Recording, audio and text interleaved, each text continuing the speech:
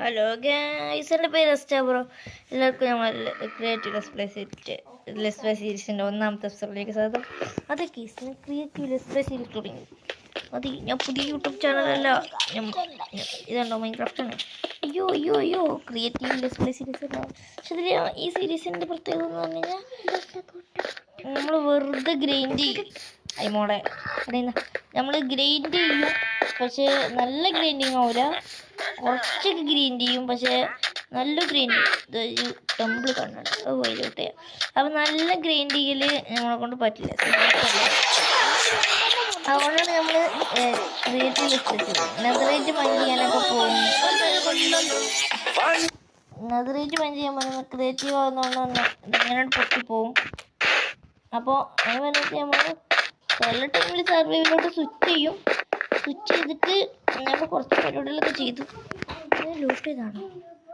Loot ചെയ്തല്ല, ഒരു hall മാത്രം ഇട്ടു. ആ ടൈമിൽ എൻ്റെ അനിയത്തിയായിരുന്നു കളിച്ചിരുന്നത്.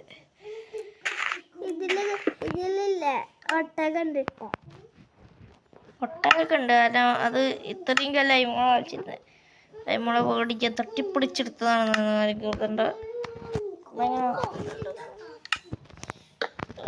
അയ്യോ TNT ജംഗിൾ ടെം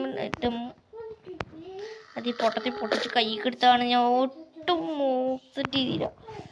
അതൊക്കെ കൂടെ ജസ്റ്റ് ഒന്ന് കാണയ്യ.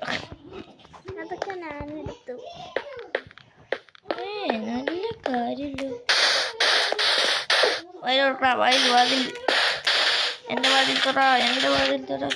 ഇതിന് ഇവിടെ എൻട്രൻസ് ഉണ്ടായിരുന്നില്ല. എവിടെ ഈ ജംഗിൾ ടെമ്മിന് മുമ്പുണ്ടാവില്ലേ?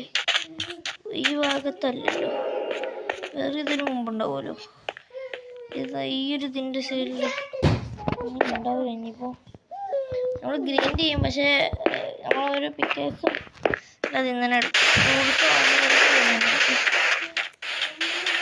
സർവൈവൽ കളിച്ചെന്ന് കഴിഞ്ഞാൽ നമ്മളെ കൊണ്ട് പറ്റില്ല. അതുകൊണ്ടാണ് ഇതൊരു എപ്പിസോഡ് ഇങ്ങനെ തന്നെ ഞാൻ തീർക്കും മിക്കവാറും. അങ്ങനെ തന്നെ തോന്നണേ. നമുക്ക് ഒട്ടകത്തിൻ്റെ പുറത്ത് പോകാം. അതൊക്കെ കിട്ടും നമുക്ക്. ഈ ഗ്രാവിറ്റി ബ്ലോക്സ് കാട്ടിത്തരാം. ഞാനിപ്പോൾ അങ്ങനെ കുഴിച്ച് പോയിട്ട് ഏറ്റവും സാധനമില്ലേ കണ്ടോ. ഇപ്പം എനിക്ക് സാൻഡ് കിട്ടി. നീരും